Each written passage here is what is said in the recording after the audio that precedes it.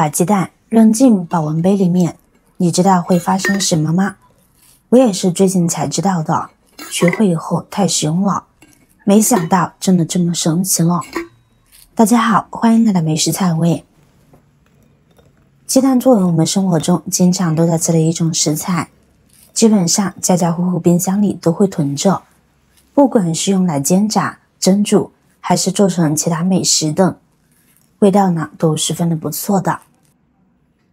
看似毫无关联的保温杯和鸡蛋，将鸡蛋放进保温杯里面，究竟有什么神奇的妙用？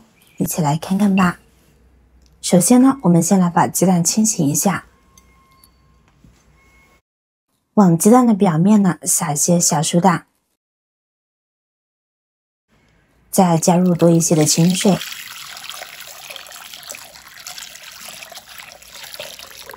搅拌时小苏打溶解后，我们把鸡蛋浸泡一会儿，再来搓洗。因为鸡蛋表面呢很可能残留有粪便细菌，如果没有清洗干净，煮的时候呢会随着鸡蛋表面的气孔进入鸡蛋中。为了避免污染我们的锅、保温杯，我们要使用一些小苏打把鸡蛋彻底的清洗一遍。相信我，这样洗出来的鸡蛋超级干净。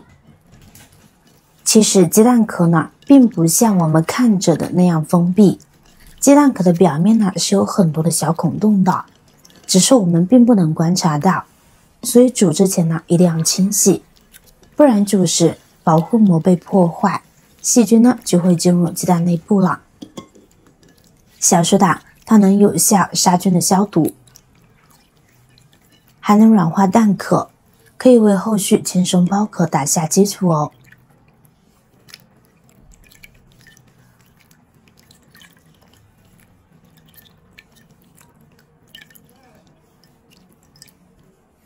我们就这样将其一一搓洗一遍，然后呢再用清水漂洗干净就行。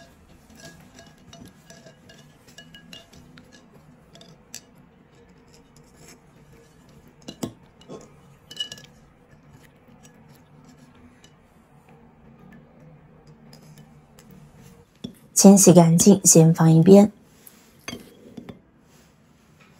人们常说人到中年不得已，保温杯里泡枸杞。进入冬季以后，天气寒冷又干燥，很多手脚冰凉的朋友们就喜欢用保温杯泡上一些热水，在冬天喝一喝，整个身体都是暖洋洋的。不知道各位朋友，你们冬天有没有随时备上一个保温杯呢？准备好一个保温杯，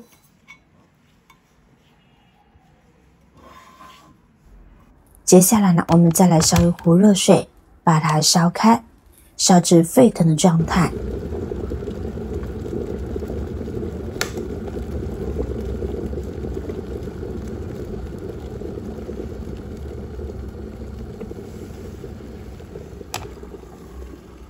然后取出保温杯，打开盖子，直接往里边倒入刚刚烧开的开水，什么也不需要加，就放水就行。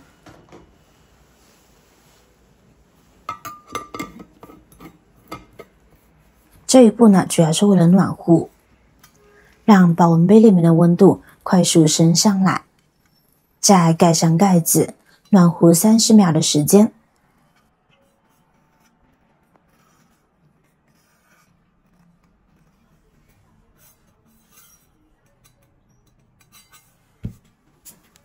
时间到，把保温杯里面的开水倒掉。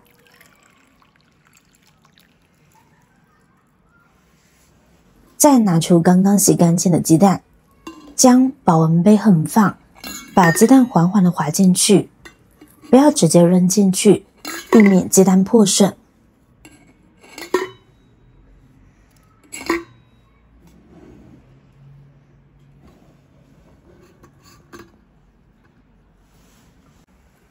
鸡蛋放好之后呢，再往保温杯中倒入刚刚烧开的开水，水量呢要完全的没过鸡蛋，然后盖上盖子，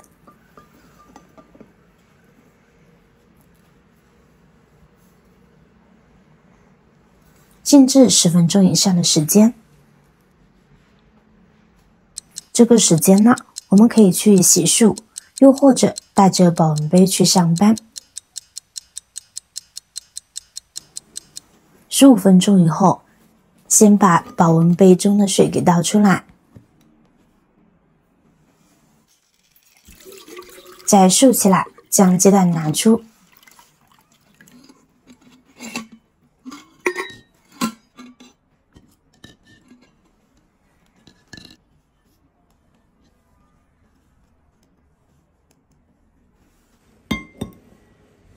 再轻轻敲打几下，把鸡蛋外壳剥掉。